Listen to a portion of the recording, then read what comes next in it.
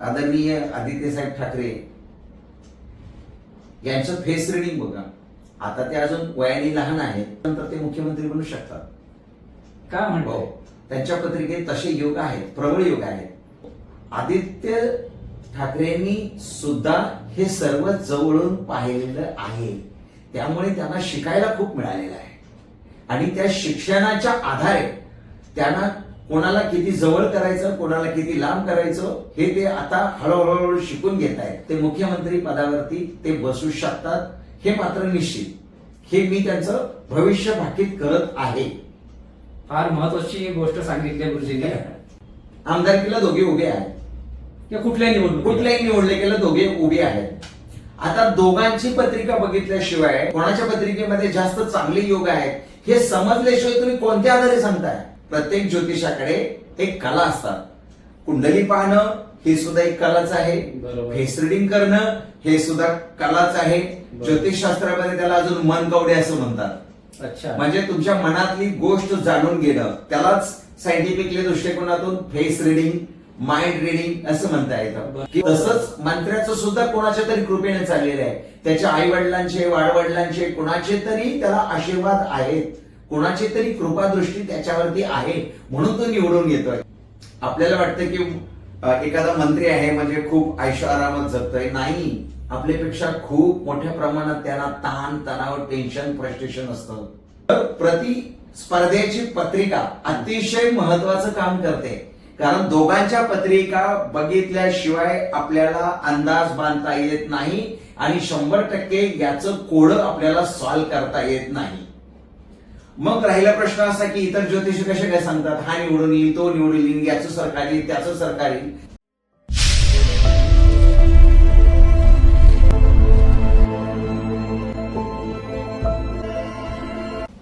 नमस्कार, मी सुनील साळवी.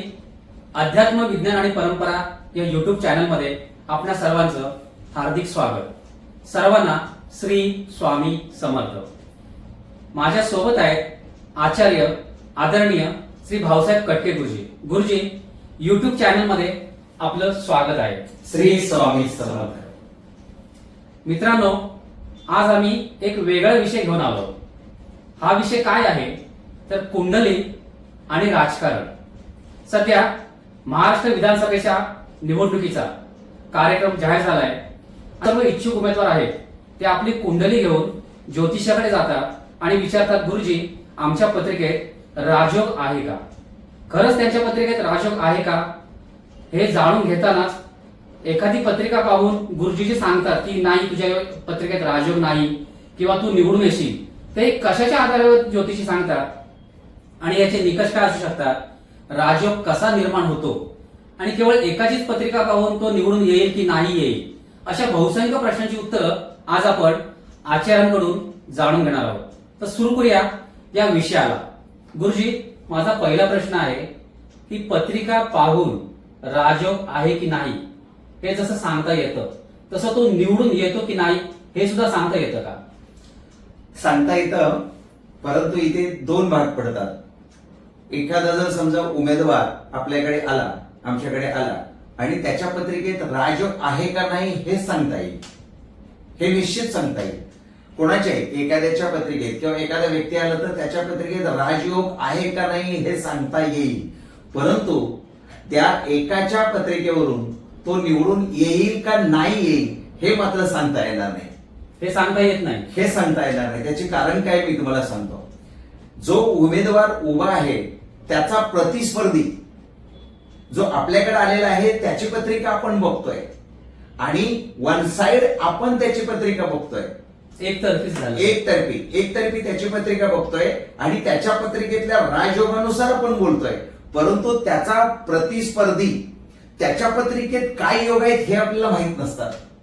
अच्छा, त्याच्या जर पत्रिकेमध्ये जर वीक योग असतील किंवा राजयोग नसेल किंवा याच्याही पेक्षा त्याचा प्रबळ राजयोग असेल तर आपण कोणत्या आधारे आपल्याकडे आलेल्या माणसाला म्हणणार की तू 100% निवडून येऊ शकतो? अच्छा, तर त्याला काहीतरी आधार पाहिजे ना. तर प्रतिस्पर्धेची पत्रिका अतिशय महत्वाचं काम करते. कारण दोघांच्या पत्रिका बघितल्याशिवाय आपल्याला अंदाज बांधता येत नाही आणि 100% याचं कोड आपल्याला सॉल्व्ह करता येत नाही. मग राहिला प्रश्न असा की इतर ज्योतिषी कसे काय सांगतात, हा निवडून येईल, तो निवडून येईल, याचं सरकार येईल, त्याचं सरकार येईल. प्रत्येक ज्योतिषाकडे एक कला असतात. कुंडली पाहणं हे सुद्धा एक कलाच आहे. बरोबर. फेस रिडिंग करणं हे सुद्धा कलाच आहे. बरोबर. ज्योतिषशास्त्रामध्ये त्याला अजून मनकवडे असं म्हणतात. अच्छा. म्हणजे तुमच्या मनातली गोष्ट जाणून घेणं, त्यालाच सायंटिफिकली दृष्टिकोनातून फेस रिडिंग, माइंड रिडिंग असं म्हणता येतं. बरोबर. एखादा व्यक्ती आल्यानंतर त्याच्या डोक्यामध्ये कोणते विचार चालू आहेत हे आपल्याला जाणून घेता येतात. किंवा तशी जर साधारण उपासना असेल तर मात्र आपल्याला त्याच्या डोक्यामध्ये काय चाललंय ते कळतं, साधारणपणे अंदाज येतो. तर ह्या कला आहेत, एक 20-25 प्रकारच्या कला आहेत. तर त्या कला बऱ्याच ज्योतिषांना असतात आणि त्या आधारे ते सांगत असतात. प्रत्यक्ष रूपाने त्या उमेदवाराची जर कुंडली त्यांनी नाही पाहिली तरी सुद्धा एखादा व्यक्ती नुसत्या फोटोवरून सुद्धा एखाद्या व्यक्तीचं प्रिडिक्शन देता येतं. बरोबर. आणि तो कुठे जाऊ शकतो, कुठे उभा राहिल्यानंतर कुठे त्याला यश मिळू शकतं हे त्याच्या फेस रिडिंग वरून आपल्याला अंदाज बांधता येतो. किंवा त्याच्या वक्तव्यावरून अंदाज बांधता येतो. टाइप्स ऑफ क्वालिटी म्हणजे आपण म्हणतो की याचं भाषण चांगलं आहे, त्याची बोलण्याची शैली चांगली आहे. म्हणजे त्याच्या बोलण्याच्या शैलीनुसार सुद्धा एखाद्या व्यक्तीचं भविष्य आपल्याला सांगता येतं. अच्छा. तर ही कला आहे, ही ज्योतिष कला आहे. त्या ज्योतिष कलेनुसार आपल्याला हे सांगता येतं. परंतु एखादा MLA आलेला आहे आणि यावेळेला मी निवडून येईल का नाही हे जर एकाच्या पत्रिकेवरून, फक्त एकट्याच्या पत्रिकेवरून सांगता येत नाही हे तितकंच सत्य आहे. जोपर्यंत त्याचा प्रतिस्पर्धी त्याची पत्रिका आपण पाहत नाही तोपर्यंत निश्चित असं सांगता येत नाही. गुरुजी, तुमच्याकडे अनेक जण येत असतील. हो. वर्षानुवर्ष म्हणजे दर 5 वर्षे तुमच्याकडे इच्छुक उमेदवारांची 5 वर्षांनी कशाला दर 5 वर्षांनी म्हणजे जिल्हा परिषद असेल, ग्रामपंचायत असेल, पंचायत समिती असेल, महानगरपालिका असेल, विधानसभा असेल, लोकसभा असेल, प्रत्येक प्रत्येक निवडणुकामध्ये तुमच्याकडे येतच असतात. तुम्ही कशा पद्धतीने मार्गदर्शन करता मग? कारण त्याची एकाचीच असते तुमच्याकडे पत्रिका पाहायला. खूप येतात, कोणाची नावं घ्यायची नाहीये, पण आतापर्यंत बरेचसे नगरसेवक, बरेचसे आमदार, अगदी खासदार पण काही लोक आलेले आहेत आणि त्यांच्या पत्रिका बघून त्यांचा कालखंड कसा चालू आहे आणि त्याचा कालखंड कसा चालू आहे, त्याच्या पत्रिकेत राजयोग आहे का नाही किंवा त्याच्या पत्नीच्या पत्रिकेत राजयोग आहे का नाही. जर समजा एखादा उमेदवार असेल आणि त्याच्या पत्रिकेत राजयोग नसेल आणि त्यांना कोणत्याही परिस्थितीत निवडून यायचंच आहे तर अशा वेळेला त्यांच्या पत्नीची पत्रिका बघितली जाते. ती सहाय्यक ठरते का? सहाय्यक नाही, पूरकच ठरते. अच्छा. बिलकुल पूरक ठरते. अच्छा. तर त्याच्या पत्नीच्या जर पत्रिकेमध्ये राजयोग असेल आणि तिला जर लाल दिव्याच्या गाडीतून फिरायचा योग असेल तर 100% या जोडीदाराच्या पत्रिकेमध्ये म्हणजे जो उमेदवार आहे त्याच्या पत्रिकेत राजयोग नसताना सुद्धा केवळ आणि केवळ पत्नीच्या नशिबाने तो MLA किंवा मंत्री होऊ शकतो. क्या बात आहे. असं गणित आहे. अच्छा. मागे लोकसभेची निवडणूक झाली.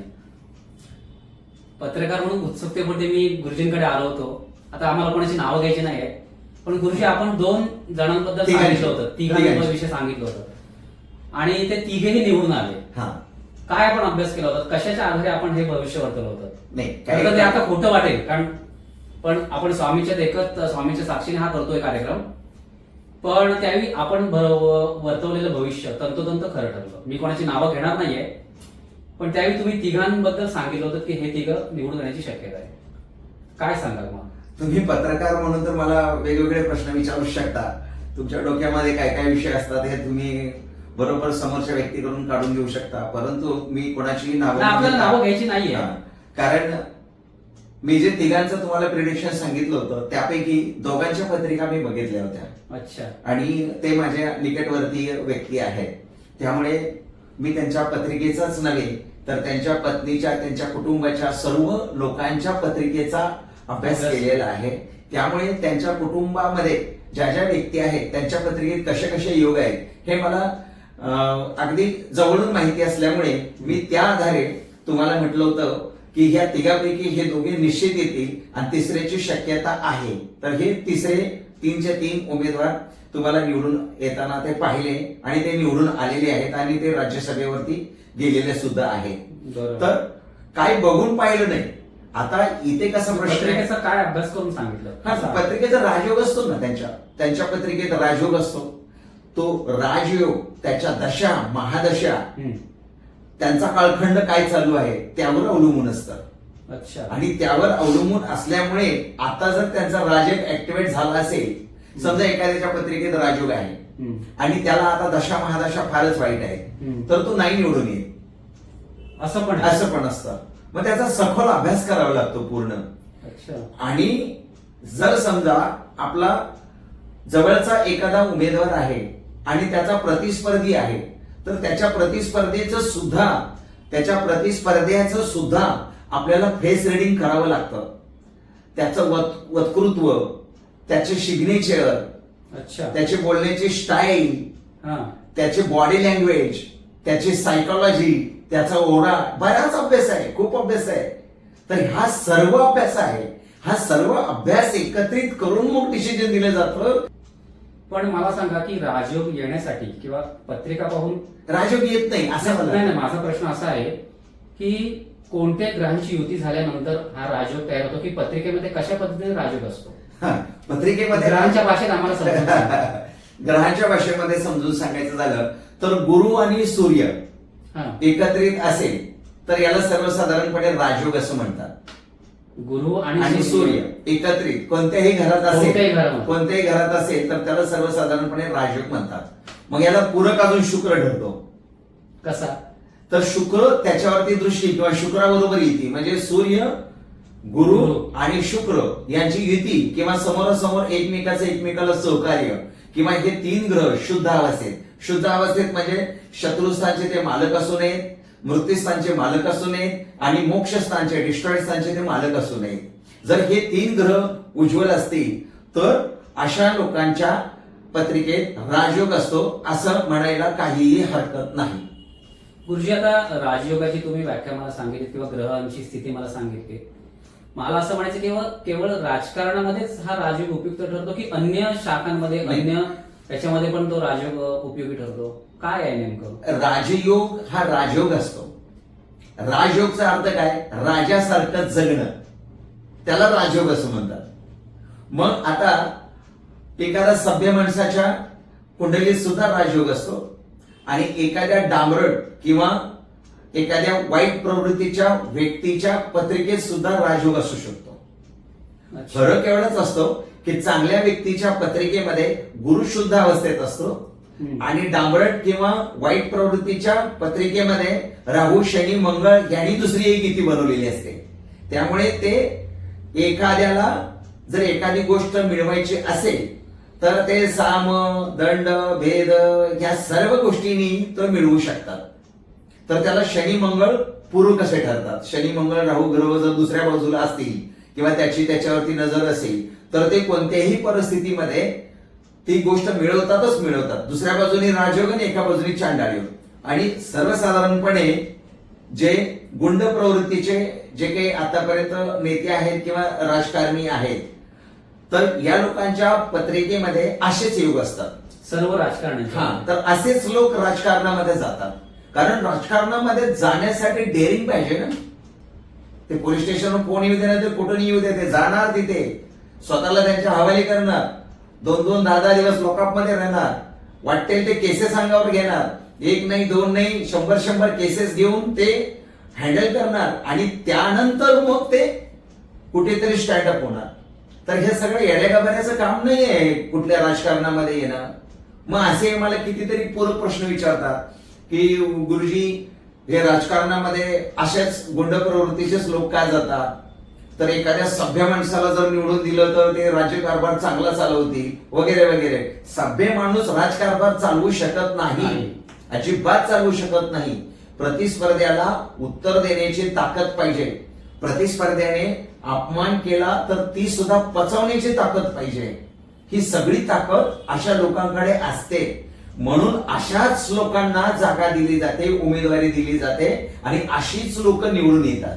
आता आपण सांगितलं की जे राजकारणात आहेत त्यांच्या पत्रिकेमध्ये राजयोग असतो.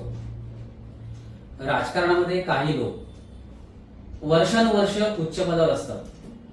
काही लोकांना ठराविक निवडणुकीमध्ये यश मिळतं, एका दुसऱ्या निवडणुकीत यश मिळतं, नंतर ते परत गटांगळ्या खात राहतात. काही राजकारणी असे असतात की ते कुठल्याच पदावर नसतात पण सत्ता गाजवत असतात. मग ह्याला काय म्हणा कुंडलीच्या भाषेमध्ये? मगाशी मी सांगितलं ना तुम्हाला की राजयोग आहे पण कालखंड खराब आहे, पण दशा महादशा खराब आहेत. आणि त्यामध्ये मग पुन्हा तो पडला, एकदा निवडून आला पुन्हा पडला, पुन्हा निवडून आला पुन्हा पडला. दशा महादशावरती निवडून येणार का नाही निवडून येणार हे भाकीत केलं जातं. आता काही आपल्याला नावं घ्यायची नाहीत, मागाशीच मी सांगितलंय. काही नेते 50 असे काही नेते आहेत की जे 50 वर्षापासून राजकारणात यशस्वी त्यांची कारकीर्द आहे. हो, प्रारब्ध घेऊन येतो ना. प्रत्येक अच्छा. व्यक्तीचा जन्म हा, विनाकारण झालेला नाहीये, बरोबर. काहीतरी हेतूने झालेला आहे. हा, जसं जे कलाकार टॉप लेवलचे कलाकार हा. असतात ते शापिंग गंधर्व असतात. बरोबर. गंधर्व योगात मध्ये आले. बरोबर आहे. जे हिरोईन असतात त्या काळच्या स्वर्गातल्या इंद्राच्या अप्सरा. दरबारात नाचणारे अप्सरा आहेत. अच्छा. त्यांना शाप मिळून त्या पृथ्वीवरती आलेले आहेत. असंच असतं. अच्छा. नाहीतर एवढा मोठा कलाकार आहे, सुपरस्टार आहे, पण त्या सुपरस्टार सारखा ऍक्टिंग करणारा आणि डान्स करणारा गल्लीबोळात एखाद्या व्यक्ती नाही का हो? आहे ना, काही काय तसे. काही काय. मग त्यांना का तिथे चान्स मिळत नाही? पण ते शापित गंधर्व नाहीये. अच्छा. हा मुद्दा आहे ना. म्हणजे प्रारब्ध घेऊन काहीतरी आलाय ना, तर त्याची पाठीमागची जी काही प्रारब्धाची गती हम्म. त्याला तिकडे ढकलून नेते प्रत्येक व्यक्तीला. तर त्याच्या प्रारब्धाची गती राजकारणाची त्याची जर प्रबळ इच्छा असेल की मला हे व्हायचंच आहे, मला हे व्हायचंच आहे, मला हे व्हायचंच आहे, तर तो त्या पद्धतीनं काम करतो. आणि त्याच्या पत्रिकेमध्ये राजयोग एका बाजूला आहे, दुसऱ्या बाजूला राहू आणि मंगळ असेल, हा, तर तो कोणत्याही परिस्थितीत एक ना एक दिवस तो सक्सेसफुल कॅन्डिडेट होतोच होतो. अच्छा. आणि निवडून येतोच येतो. अच्छा. असे कितीतरी आमदार आहेत, 10 वेळाला पडलेले आहेत, हा, अख्खी जमीन घालवलेली आहे अच्छा. आणि पुन्हा निवडून आले. निवडून आलेले आहेत. 10 वेळा, एकदा नाही, दोनदा नाही, तीनदा नाही. अगदी जवळचे आहेत आपल्या नावं आणि बरोबर. आमच्या परिचयाचे आहेत, आमच्याकडे येऊन घेणार आहेत. अहो, ह्या वेळेला तर येतोय का नाही बघा, ह्या वेळेला तर येतोय का नाही बघा, ह्या वेळेला तर येतोय का नाही बघा. हा. पण त्यांच्या पत्रिकेत नव्हतंच त्यावेळेला, काळखंडच नव्हता, तर करणार काय? हम्म. तब्बल मी आता 1993 पासून ही पत्रिका बघण्याचं काम करतोय हम्म. आणि ते बऱ्याच वेळा माझ्याकडे आलेले. परंतु हे या याच्यात नाही, त्याच्यात तर येतोय का नाही निवडून बघा, त्याच्यात तर येतोय का नाही. पण काळखंडच नाही आलं तर करणार काय? आणि प्रतिस्पर्धी तेवढ्या ताकदीचा असेल हम्म. तर हा कसा निवडून येईल? म्हणजे थोडक्यात तुम्ही मगाशी जे सांगितलं की प्रारब्ध ह्यांनी जे काही पूर्व चांगलं कर्म केलेलं आहे गत जन्मामध्ये, हा, त्याची फळ त्यांना आज मिळतात असं म्हटलं तर चालेल का? हो, असंच म्हणावं लागेल. मग आता काही लोकांचा प्रश्न असा असतो, जे काही राजकारणी आहेत हम्म. ते भ्रष्टाचारी लोक आहेत, हम्म. मग ईश्वराला काही दिसत नाही का? ईश्वराला सगळं दिसतंय, पण त्याच्या मागच्या जन्माचं काही परतफेड आहे, ती त्याला ईश्वर करतोय, त्याला ते ईश्वर देतोय अच्छा. मागच्या जन्माचं. आणि या जन्मी जे काही भ्रष्टाचारी लोक आहेत किंवा वाईट प्रवृत्तीचे लोक आहेत ते 100% भ्रष्टाचारच करतात असं नाहीये. त्यांच्या हातून दान पुण्य खूप होत असतं, खूप म्हणजे खूप होत असतं. आता तुम्हाला सांगितलं तर अतिशयोक्ती वाटेल, मी जवळून पाहिलेले आहेत. MLA आहेत, MP आहेत, हे सर्व लोक, काही राजकारणी मंत्री आहेत, यांच्या घरी दुर्गा सप्तशतीचे पाठच्या पाठ चालू असतात.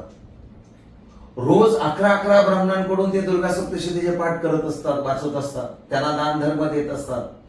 एक तर आपल्याकडचेच आमदार आहेत, मंत्री आहेत, आजही त्यांच्या घरी कंटिन्यू कमीत कमी 100 लोक भोजन करून जातात. अच्छा. आजही. पण गैरमार्गाने पैसा तो कमवायचा आणि कुठूनही येऊ दे, तो पैसा कुठूनही आलेला असला तरी दुसऱ्या बाजूनी तो व्यक्ती दानधर्म करून पुण्य जमवतोय ना, ते महत्वाचं आहे. ते महत्वाचं आहे. मी एका आमदाराची आई पाहिलेली आहे, जे माझ्याकडे येतात नेहमी. हम्म. मुलगा नास्तिक आहे, म्हणजे आमदार नास्तिक आहेत ते, हम्म. परंतु त्याची आई नरसोबाच्या वाडीला तिथे जाऊन इलेक्शनच्या वेळेला 21 दिवसाचा उपवास करते. आणि 21च्या 21 दिवस ते औदुंबराला फेऱ्या मारत असते. हा 4 वेळा सतत निवडून येतोय तो आमदार. म्हणजे आईची पुण्य आहे ना, कोणाची नाही कोणाची तरी पुण्य आहे ना. आज एखादा असाच नाहीये निवडून येईल, काहीतरी स्वामींची पण कृपा असेल, कोणाच्या तरी तो कृपेने येतोय ना.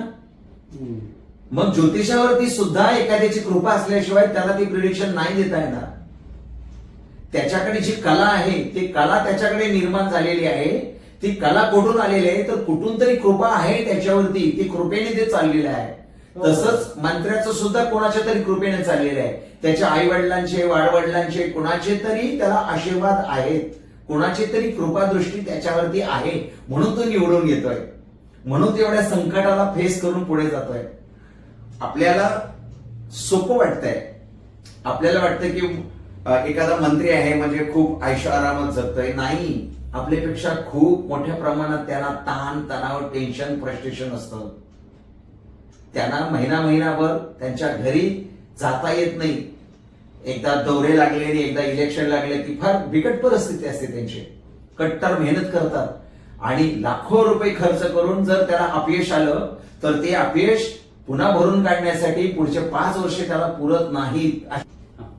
मगाशी आपण असं सांगितलं की समोरच्या प्रतिस्पर्ध्याची पत्रिका पाहिल्यानंतर ठामपणे सांगता येऊ शकतं. म्हणे दोघांची पत्रिका किंवा ती तिरंगी लढत असेल तर तिघांची पत्रिका. नाही, पण विषय असा आहे म्हणजे की कोणत्याही मतदारसंघात इच्छुकांची भावगर्दी असते, बहुरंगी लढती होतात ना काही ठिकाणी. मग त्यावेळी तुम्ही कसं काय सांगू शकाल? पण त्यातले आयरे गेरे नटू डायरे असे असतात ना, मग त्यापैकी दोघेच मुख्य असतात. मी तर जनरली असं पाहिजे 2 किंवा 3 तिरंगी लढत फार फार तर अशा जास्त प्रबळ मार्गाने लढणारी 3 व्यक्ती असू शकतात. त्या तिघापैकी ज्याचा ग्रह योग चांगले आहेत, ह्या तिघापैकी ज्याचे ग्रह योग चांगले आहेत आणि राजयोगाचा जर कालखंड त्यांचा चालू असेल म्हणजे दशा महादशा, आणि त्याच्या कुटुंबियाच्या जर दशा महादशा चांगल्या असतील, कालखंड चांगला असेल, तर डेफिनेटली त्या तिघांपैकी त्याचाच नंबर लागतो.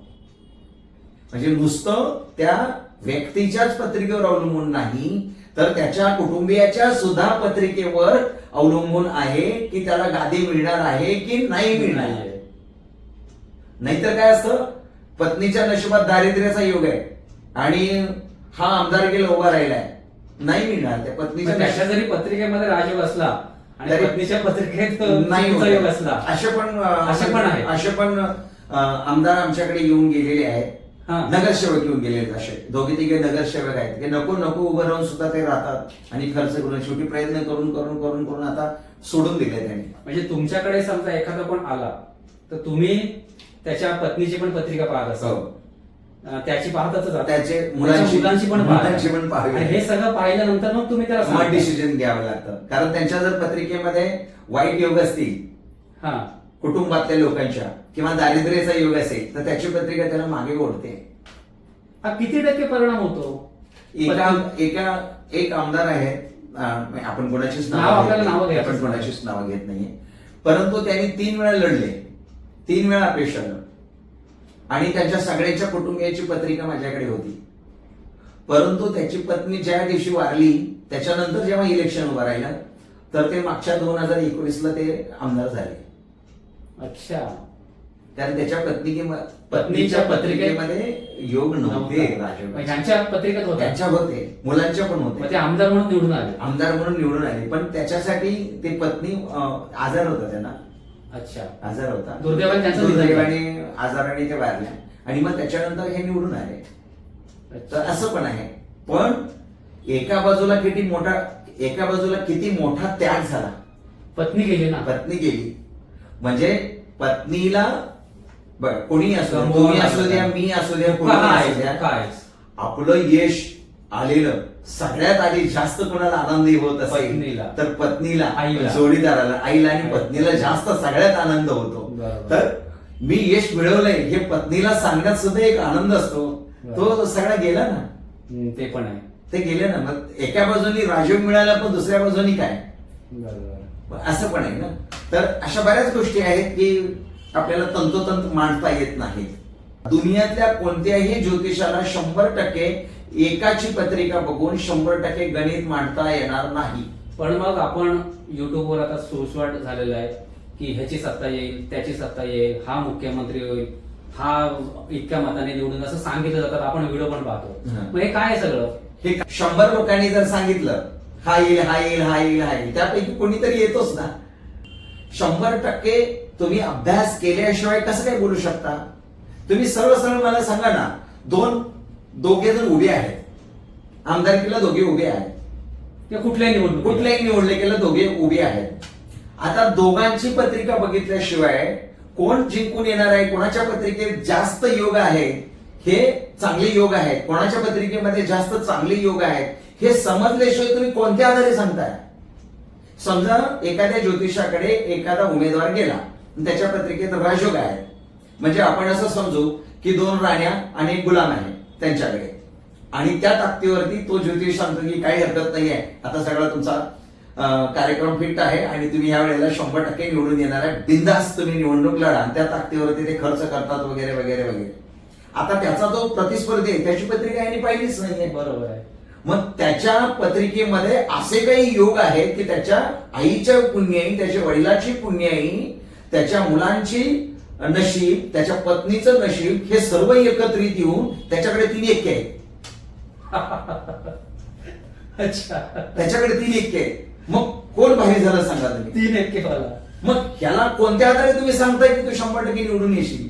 म्हणजे त्यांनी सांगितलेलं भविष्य चुकीचं ठरतंय. चुकीचं ठरणार ते आहे. अशा कारणामुळे वन साइड तुम्ही सांगूच शकत नाही. वन साइड कसं सांगू शकणार? सिमिलरली पती पत्नी आहेत आणि एकाच्या पत्रिकेत डिवोर्स योग आहे आणि एकाच्या पत्रिकेत डिवोर्स योग नाही.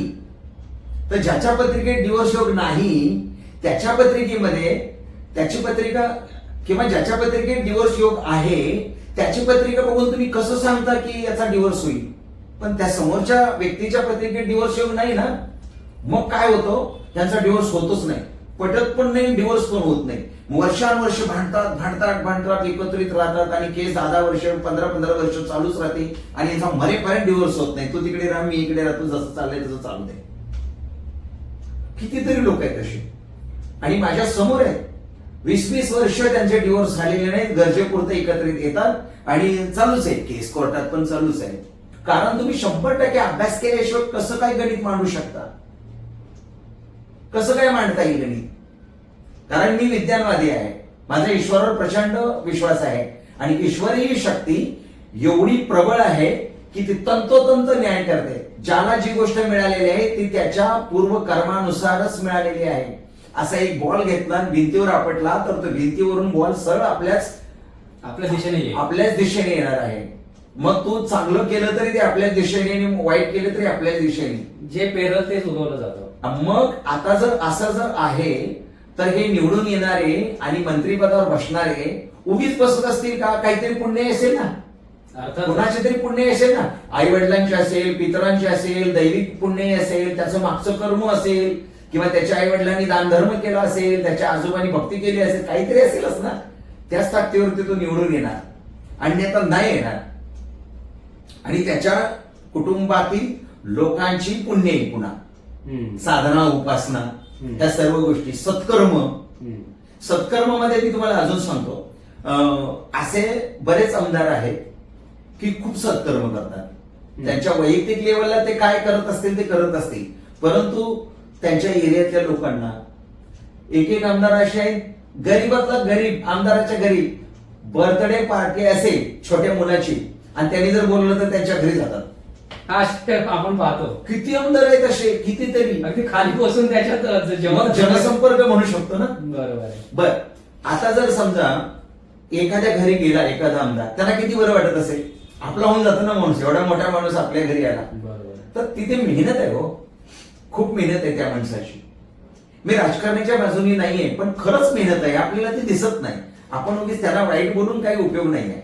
आणि त्याचं प्रारब्ध आहे ते, त्यांना त्याच कामासाठी बनवलेलं आहे ना. ती जागा दुसरा कोणीही घेऊ शकत नाही. आता आपण काही व्यक्तींबद्दल बोललो की त्यांच्या पत्रिकेत राजयोग आहे किंवा नाहीये, पण काही काही ज्योतिषी विविध पक्षांना यश मिळेल की नाही मिळेल तेही सांगत असतात. हा, आता महाराष्ट्रात अनेक असंख्य पक्ष आहेत, त्यातले काही प्रमुख पक्ष आहेत. पण ते कशाच्या आधारावर, ते कसं काय ज्योतिष सांगू शकतात? काय त्याला पक्षप्रमुख, त्याची जन्मतारीख, वेळ, ठिकाण आणि त्यांनी जेव्हा पक्ष काढला त्या तारखेची कुंडली म्हणतात आणि त्या आधारे त्याला दशा महादशा आता काय चालू आहे त्या आधारे एक सांगितलं जातं. पक्ष वेगळा आहे आणि पक्षातला उमेदवार वेगळा आहे. कधी कधी पक्षाला अपयश मिळतं पण उमेदवार निवडून येतो. कधी कधी पक्षाला यश मिळतं पण उमेदवार हारतो.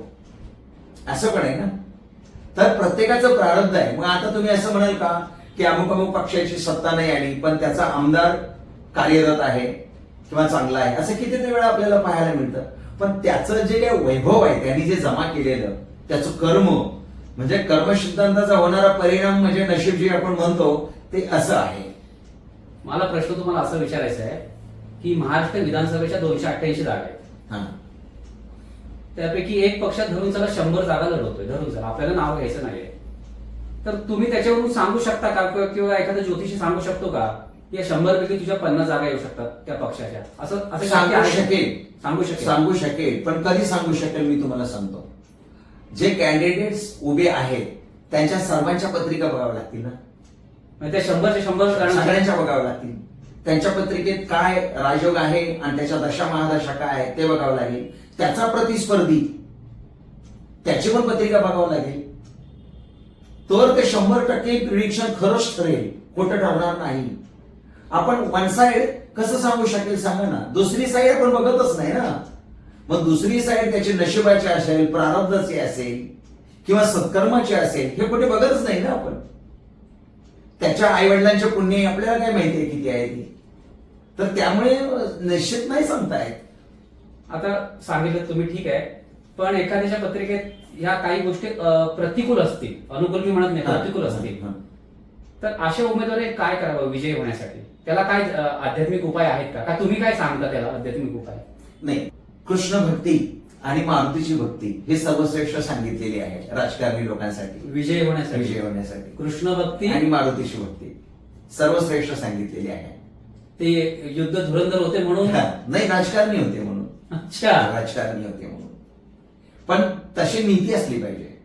मग काय कोणी स्वामीचं करत असेल तर स्वामी हे गुरु आहेत. ते मार्ग दाखवतात. आदी गुरु आहेत. हा, ते मार्ग दाखवतात. पण ते विजयश्री मिळवून पण देतील. मग वाल्याकडेने 7 रांजण 7 खून म्हणजे खून करून एक एक खडा टाकून मोजले होते. मग आपण सत्कर्म करून का मोजू नये?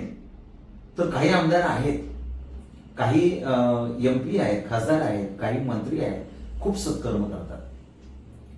आपल्याला ते दिसत नाहीये किंवा आपण त्या दृष्टिकोनातून बघत नाहीये. आणि आपलं कसं असतं की आपण त्यांच्यापर्यंत पोहोचू शकत नाही, आमची कोण जाणार आहे, आम्हाला तो ओळख देईल का, मग आमचं ते काम करेल का, असेच आपले रडगाणं सुरू असतात. पण आपण त्यांच्याकडे जाऊन बसलोय का? एकदा जाण्याने नाही होणार आहे. आता माझंच जर उदाहरण घेतलं तर माझ्याकडे एकदा आलाय, माझी ओळख झाली आणि मग त्या माणसाची अपेक्षा असते की मला कधीही मी फोन केला तरी गुरुजींनी मला मार्गदर्शन करावं. पॉसिबल नाहीये ना. तुम्ही येऊन गेलात, तुम्हाला मार्गदर्शन केलं, दुसरी आहेत ना, म्हणजे दुसऱ्याचं कोण मार्गदर्शन करणार? मग तुमच्याशीच बोलत राहिले तर त्यांचं कसं होणार? तर तसंच या राजकारणी लोकांचं पण असतं. रोज त्यांच्याकडे 100 माणसं जातात. ते 100 माणसाचं समाधान करू शकत नाहीत. त्यापैकी 10च माणसाचं समाधान होणार आहे. उरलेली 90 माणसं नाराज होतात. आणि नाराज झाल्यामुळे त्यांच्या डोक्यातून त्यांच्याबद्दलच्या वाईट इलेक्ट्रोमॅग्नेटिक वेव्हज लहरी निघतात आणि त्या त्यांच्यापर्यंत मत्सरघात रूपाने त्यांच्यापर्यंत पोहोचतात. हे सत्य आहे, सायंटिफिकली प्रूफ आहे. मग त्यांना त्या लहरी, निगेटिव्ह आलेल्या लहरी किंवा शाप आलेल्या लहरी याचा जर निसर्ग करायचा असेल तर त्यांना पुण्याची गरज आहे. मग मगाशी सांगितल्याप्रमाणे मग औदुंबराच्या वाडीला तिथे त्याच्यासाठी किंवा त्यांनी स्वतः जाऊन काहीतरी पुण्य मिळवलं पाहिजे की मला शाप नको किंवा मिळालेले शाप आहे त्याचा निसरा होण्यासाठी मला पुण्य हवं आहे. अशा खूप आमदार आहेत, दान धर्म करतात आणि त्यातून पुण्य मिळवतात आणि वर्षानुवर्ष ते गादीवरती बसले. असे खूप आमदार आहेत. गुरुजी, आपण मगाशी सांगितलं की राजयोग असेल तर ती व्यक्ती निवडून येऊ शकते. मान्य आहे आपलं म्हणणं.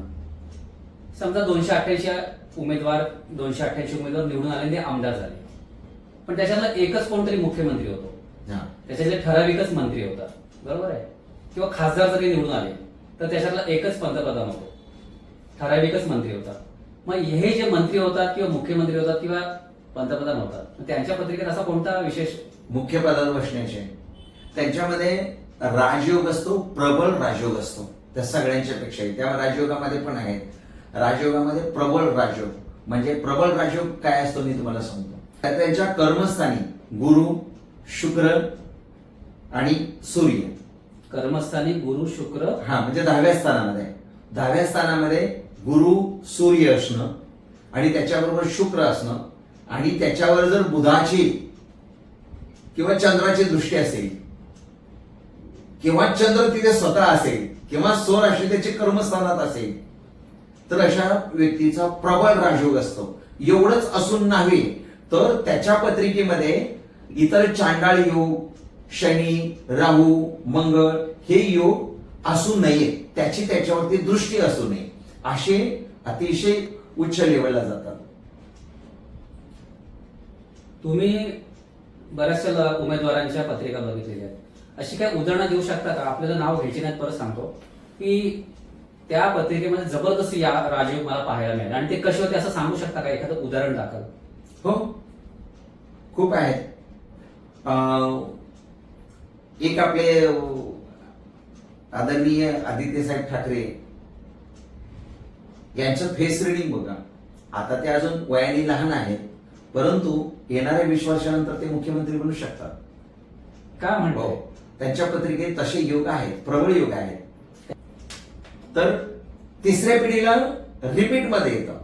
तर जसं हिंदू हृदय सम्राट बाळासाहेब ठाकरेंनी जी काम केलं, कर्तव्य केलं, त्या कर्तव्याची दक्षता आता जे काही चाललेलं आहे ते आपण बघतो नेमकं. परंतु आदित्य ठाकरेंनी सुद्धा हे सर्व जवळून पाहिलेलं आहे, त्यामुळे त्यांना शिकायला खूप मिळालेलं आहे आणि त्या शिक्षणाच्या आधारे त्यांना कोणाला किती जवळ करायचं, कोणाला किती लांब करायचं हे ते आता हळूहळू शिकून घेत आहेत आणि येणाऱ्या 20 वर्षानंतर ते मुख्यमंत्री पदावरती ते बसू शकतात, हे मात्र निश्चित. हे मी त्यांचं भविष्य भाकीत करत आहे. फार महत्वाची गोष्ट सांगितली गुरुजींनी. कारण तसं आता मला यंग जनरेशन मध्ये कोणी दिसत नाहीये.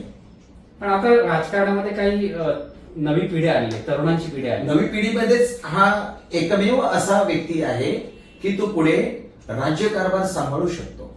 म्हणजे असं म्हटलं जातं अध्यात्मामध्ये किंवा माझ्या माहितीनुसार की ज्या घराण्यामध्ये जबरदस्त भक्ती असते त्या घराण्यातल्या तिसऱ्या पिढीला त्याचा लाभ होतो. हे कितपत खरं आहे? खरंच आहे, ते सत्यच आहे. तिसऱ्या पिढीला रिपिटेशन घडतं ना.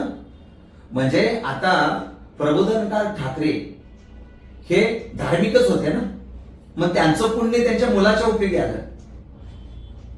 पण त्यांना सत्ता करायची नव्हती, त्याला राजकारण करायचं नव्हतं, समाजकारण करायचं होतं, त्या विषयावरती ते ठाम होते. परंतु जर आता आदित्यसाहेब ठाकरे राजकारणात उतरलेलेच आहेत तर समाजकारणासाठी असू द्या किंवा राजकारणासाठी असू द्या ते पुण्य उपयोगी पडणारच पडणार. गुरुजी तुम्ही आदित्य ठाकरेंचे एक फॅन म्हणून नाही बोलताय का? नाही, अजिबात नाही. फॅन म्हणून नाही, परंतु काय आहे की त्या व्यक्तीमध्ये दिसतंय काहीतरी. बाळाचे पाय पाळण्यात दिसतात म्हणतात ना, त्या प्रकारे दिसतंय काहीतरी. तर आहे त्यांच्याकडे ते मटेरियल आहे, अजून वयाने लहान आहेत म्हणून, परंतु हळूहळू त्यांची जंप होणार त्यांची. आता ह्या सगळ्या उच्च पदावर ज्या व्यक्ती बसतात, पंतप्रधान असतील, मुख्यमंत्री असतील, तर त्यांना त्या पदावर बसण्यासाठी नियतीची पण इच्छा असते का? हो, महत्वाचं आहे. नियतीने ठरवलेलं आहे म्हणून तुम्ही इथे बसलेला, मी इथे बसलेलो आहे, आपण इतर लोकांबरोबर चर्चा करतोय. ही नियतीचीच इच्छा आहे ना. नियतीनं आधीच ठरवून ठेवलेलं आहे. नाहीतर आपण किती 60, 70, 80 वर्ष जगणारी व्यक्ती आहोत. मग 60, 70, 80 वर्षामध्ये काय करायचंय, कुठल्या वेळेला कुठे जायचंय, हे सर्व आपण आपल्या आयुष्यात ठरलेलं गणित आहे. आजच्या दिवशी तुम्ही आणि मी इथे एकत्रित या विषयावर चर्चा करणार, हे सुद्धा नियतीने आधीच ठरवून ठेवलेलं आहे. अच्छा, हे ठरलेलं आहे, कारण त्यांचा जन्मच त्या कार्यासाठी झालेला आहे. त्यामुळे काही गोष्टी आहेत त्यावेळेला त्या व्यक्तीकडून घडवल्या जाणार, म्हणजे जाणार, निश्चित घडवल्या जाणार. आदरणीय हिंदू हृदय सम्राट बाळासाहेब ठाकरेंचे विचार फार मोठे होते. मग त्या विचाराने जगून जर पुढे चालायचं झालं तर मग ते खरे राजनीतिक आहेत असं म्हणता येईल आपल्याला. महाराष्ट्राचं राजकारण वेगळं आहे, दिल्लीचं राजकारण वेगळं आहे, वेगवेगळ्या राज्यांचं राजकारण वेगळं आहे, पण महाराष्ट्र कसं संतांची भूमी आहे, इथे सतसत वेग बुद्धीने जगणारे नेते पाहिजेत आणि तसे आपल्याला उभारीने उभे राहिलेले नेते पाहिजेत, तर महाराष्ट्र टिकून राहील असं मला वाटतं. गुरुजी, प्रेम आणि राजकारण याच्यात सर्व क्षम्य असं म्हटलं जातं आणि राजकारणात कोणी कोणाचा शत्रू नसतो, कोणी कोणाचा मित्र नसतो. सध्याची परिस्थिती आपण जर बघितली तर राजकारणाची बजबजपुरी झालेली आहे.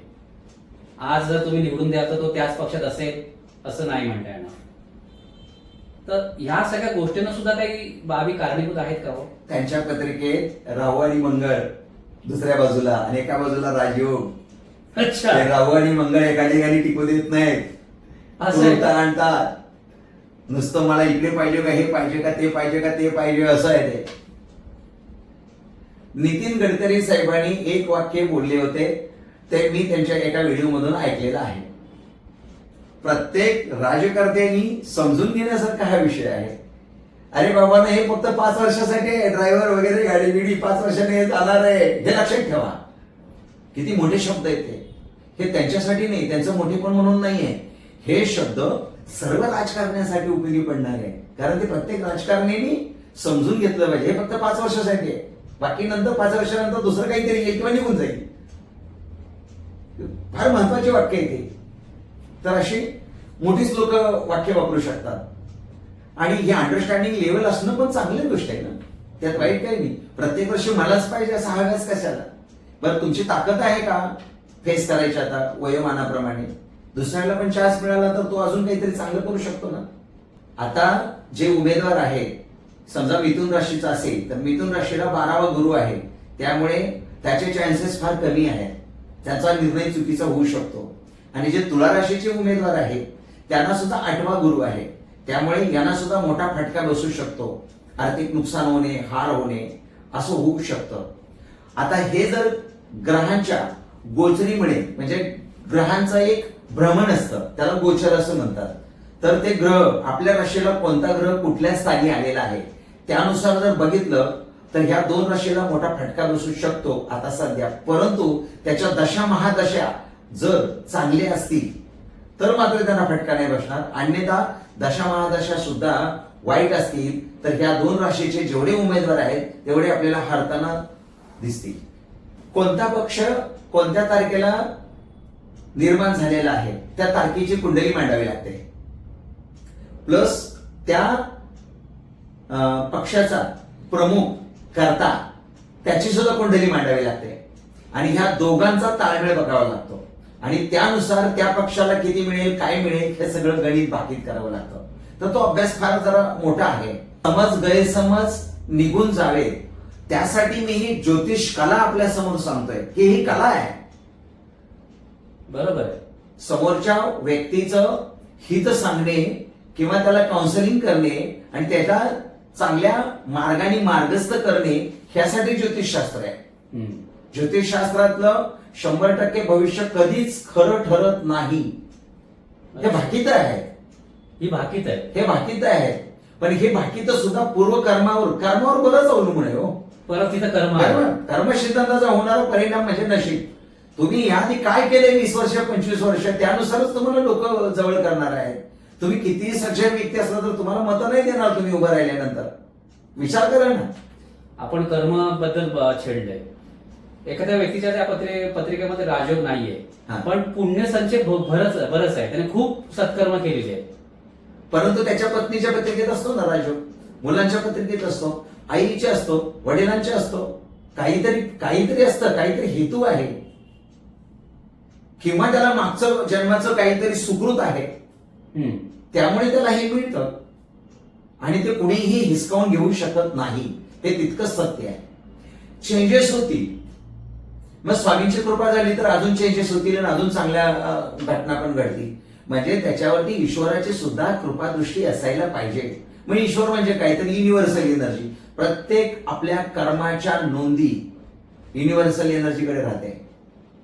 आपल्या डोक्यातून इलेक्ट्रोमॅग्नेटिक वेव्हज निघतात, त्या लहरी वातावरणामध्ये राहतात आणि वातावरणामध्ये टिकून राहिलेल्या लहरी आपल्या डोक्यातून निघालेल्या इलेक्ट्रोमॅग्नेटिक वेव्हज यांचं चित्र गुप्त रूपाने वातावरणामध्ये राहतं, म्हणून आपण पाप किंवा पुण्य केलेली नोंद चित्रगुप्ताकडे राहते असं आपण म्हणतो. अच्छा. म्हणजे आपण क्रिएट केलेल्या लहरीचं चित्र गुप्त रूपाने राहतं, त्याला चित्रगुप्त असं म्हणतात. अच्छा. म्हणजे युनिव्हर्सल एनर्जीकडे आपण केलेल्या सर्वच्या सर्व कर्माची नोंद राहतेच राहते. सत्कर्माची असू दे किंवा दुष्कर्माची असू दे, नोंद राहतेच राहते. राजयोग असेल तर काय घडतं हे आपण सांगितलंय. ती माणसं उच्च पदावर जातात. पण काही व्यक्ती अशा आहेत, राजकारणातलंच मी सांगतोय, की ज्यांनी कुठली पदं भोगलेली नाहीत, पण ते जनतेच्या हृदयात बसलेले आहेत. हो. मग त्या व्यक्तीच्या पत्रिकेत असा कोणता योग असेल? आदरणीय बाळासाहेब ठाकरे, हिंदू हृदय सम्राट आदरणीय बाळासाहेब ठाकरे, त्यांचे विचार, त्यांच्या वडिलांनी त्यांच्यावर जे संस्कार केले ते संस्कार ते फार महत्वाचे असतात. त्यांच्या आई वडिलांची पुण्याई, फार मोठा त्याग आहे त्यांचा सुद्धा. या संघर्षाला नाकारता येत नाही ना. उगीच कोणीही मोठा व्यक्ती होऊ शकत नाही. मग त्या विचारांना जगलं पाहिजे ना. मग त्या विचारांनी ताकद पुढे नेली पाहिजे. तर हे विचार तिसऱ्या पिढीमध्ये 100% उतरतात. तर पुन्हा आदित्य साहेब ठाकरेवरती येतो आपण. त्यांच्यामध्ये हे हळूहळू बघा 20 वर्षानंतर ते टॉप लेवलला जातील. संभ्रम. आजचा विषय आहे आपला राजकारणी आणि ज्योतिषशास्त्र, उमेदवारी आणि ज्योतिषशास्त्र. ज्योतिषशास्त्राला मी ज्योतिष कला असं म्हणतोय. तर यातला संभ्रम दूर करणे, ह्याच्यासाठी मी ह्या सगळ्या गोष्टी बोललो. आपण जरी पत्रकार असला, आपण जरी वेगळ्या अंगाने मला प्रश्न विचारण्याचा प्रयत्न केला, तरी मी त्या पद्धतीने कोणाचीही नावं न घेता किंवा कोणत्याही पार्टीचं नाव न घेता फक्त एकाच व्यक्तीचं नाव घेतलेलं आहे. परंतु आहे त्या व्यक्तीमध्ये मटेरियल आहे तसं, म्हणून ते 20 वर्षानंतर ते मुख्यमंत्री बनू शकतील. कारण त्यांच्या मागे पुण्य जमा आहे. ते पुण्य उपयोगी येणार आहे. कधी ना कधीतरी पुण्य उपयोगी येईल. इथे बघा नुसतंच पुण्य उपयोगी येत नाही आहे. पुण्य, पैसा, पॉवर, ह्या सगळ्या गोष्टी उपयोगात येणार आहेत. आणि आता अजून एक बाकीत दुसरं एक तुम्हाला सांगतो.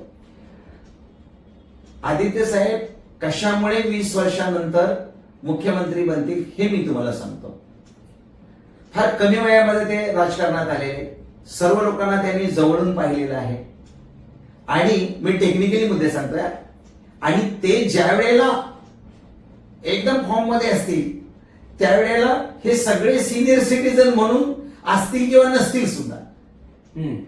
त्यामुळे त्यांचं सर्वस्व महाराष्ट्रावर राहील असं मला वाटतं. आताच्या राजकारणात ते आताच्या मुलामध्ये एवढा दम दिसत नाहीये. एकदम बुजुर्ग होते. हा बुजुर्ग होतील आणि ते राजकारण सोडूनच देतील. परंतु आता युवामध्ये, युवा कॅटेगरीमध्ये मला तसं कोणी दिसत नाहीये. म्हणून मी ते भाकीत करतोय. उमेदवार अर्ज भरताना मुहूर्त पाहतात आणि त्यानंतर ते अर्ज भरतात. बरोबर. बरेचसे लोक तसे करतात. सगळेच काही विषय होत नाही. मग हे काय सांगाल तुम्ही? नाही, शुभ वेळ पाहण्यात काय चुकीचं काहीच नाहीये. बघा कसं आहे, सत्यनारायणाची महापूजा आपण म्हणतो. कशासाठी करावी? मग सत्यनारायणाचा जन्म कुठे झाला? तर सत्य बोलावं, सत्य जगावं, सत्य काम करावं, तसं शुभ करावं, शुभ बोलावं, शुभ वागावं, ह्या हेतूने ते शुभ मुहूर्तावरती फॉर्म भरले जातात. त्यात चुकीचं काही नाहीये. पण त्यांनाही ज्योतिषाने सांगितलेलंच असतं की अमुक अमुक वेळेतच जाऊन तुम्ही फॉर्म भरा. तर असतं ते गणित असतं. ते सत्ता स्थापन करताना समजा एखादा चुकीचा दिवस असेल आणि त्या दिवशी सत्ता स्थापन झाली तर त्याचे परिणाम पण भोगावे लागतात. 100%. त्यावेळेला जर क्रूर योग असेल तर नाही, ते सत्ता टिकत नाहीये. क्रूर योग, क्रूर योग असेल तर, ज्या मुहूर्तावरती सत्ता स्थापन किंवा शपथविधी ठेवली तर ते नाही टिकत आहे. आपण बघितलेलं आहे. एक एक दिवस सत्ता राहून सरकार कोसळलंय. ते दिवस चांगले नव्हते ना. अच्छा, वेळ चांगली नाही, दिवस चांगला नाही, अशा वेळेला नाही सरकार टिकत. अगदी दिल्लीपासून आपण महाराष्ट्रापर्यंत बघितलेलं असे नाही टिकत. कारण वेळ महत्वाची असते, कालखंड महत्वाचा असतो. मग असे कोणते योग आहेत की ज्या योगावर सत्ता स्थापन केली तर राज्यकारभार चांगला चालेल, जनतेची कामं चांगली होतील, आनंदी आनंद राहील राज्यामध्ये? असे कोणते योग आहेत की ज्याच्यावर सत्ता स्थापन झाली पाहिजे? समजा जो प्रमुख आहे त्याला गुरु चांगला पाहिजे. त्यावेळी 11वा गुरु 11वा गुरु, कर्मस्थानचा गुरु, नशिबाच्या 9व्या स्थानचा गुरु, पंचम स्थानचा गुरु, 14 सत्तर झाले, सुखस्थानचा गुरु. होणारा मुख्यमंत्री त्याच्या हा. पत्रिकेतलं सांगताय. मुख्यमंत्री असू दे नाही तर पीएम असू दे किंवा कुठलेही असू दे, जो मुख्य आहे तो, अच्छा, बरोबर. अगदी सरपंच असेल तरी, हम्म. तर त्याला त्यावेळेचं घरमान सुटेवर पाहिजे, अन्यथा ते टिकत नाही, अच्छा, ते कोलमडतच. कुठे ना कुठे जाऊन पुढे जाऊन काहीतरी कोलमडत असते आणि काहीतरी बट्टा लागतो किंवा काहीतरी बदनाम होतो किंवा काहीतरी होतच, असं काहीतरी घडतं ते वाईट. म्हणून क्रूर युगावरती कधीच हे करू नये. त्याचा वेळ काळ बघून किंवा त्याचं ग्रहमान बघूनच त्यांनी ते शपथविधी किंवा ते त्यावेळेची स्थापना करावी, नाहीतर थांबवा 2-4 दिवस. गुरुजी, जाता जाता एक शेवटचा प्रश्न विचारतो. राजकारणी लोक भविष्यावर विश्वास ठेवून असतातच, पण उमेदवारांनी किती विश्वास ठेवावा? अजिबात ठेवू नये. उमेदवारांनी ज्योतिषावरती अजिबात विश्वास ठेवू नये. त्याचं कारण असं आहे, आपला जो प्रतिस्पर्धी आहे त्याची पत्रिका किती ताकदीची आहे आणि त्याचा काळखंड कसा आहे हे जोपर्यंत त्या उमेदवाराला कळत नाही तोपर्यंत त्यांनी स्वतःच्या कुंडलीवर विश्वास ठेवू नये. अच्छा, कारण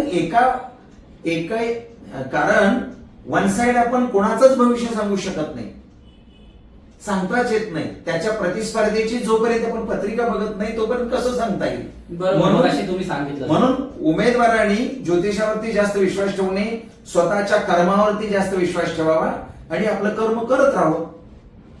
आणि मग आपल्याकडे जर पुण्य असेल, जर विधिलिखित असेल तर आपल्याला ते पद मिळणारच आहे आणि आपण निवडून येणारच आहे. ज्योतिषाच्या सांगण्यावरून निवडून येणार किंवा तुम्ही पडणार नाहीये. पण ज्योतिष भाकीत एक असतं, ती एक कला आहे, त्या कलेचा उपयोग करून सांगितलं जातं. परंतु जोपर्यंत प्रतिस्पर्ध्याची ताकद किंवा पत्रिका कळत नाही तोपर्यंत हे तुम्ही जिंकणार आहात की पडणार आहात हे मात्र सांगता येत नाही. स्वतःच्या कर्मावरती आपण विश्वास ठेवून पुढे जावं, सत्कर्म करत राहावं. त्यामुळे हा देश आपला सुजलाम सुफलाम होईल. आणि सर्व उमेदवारांसाठी माझ्याकडून शुभेच्छा आहेत, स्वामींकडून अनेक आशीर्वाद आहेत. गुरुजी, आजच्या कार्यक्रमामध्ये अतिशय समर्पक आणि सांगोपांग चर्चा आपण केलीत, मार्गदर्शन केलं. नेमकं काय आहे जे लोकांना माहिती नसतं, अशा अनेक गोष्टी आपण सांगितलेल्या आहेत. आपण आलात आणि अतिशय छान मार्गदर्शन केलं, सविस्तर उत्तर दिली, याबद्दल धन्यवाद. मित्रो, हा कार्यक्रम आपल्याला कसा वाटला आम्हाला लाईक करा, शेअर करा, कमेंट करायला विसरू नका. आणि पाहत राहा अध्यात्म, विज्ञान आणि परंपरा युट्यूब चॅनल. श्री स्वामी समर्थ. श्री स्वामी समर्थ.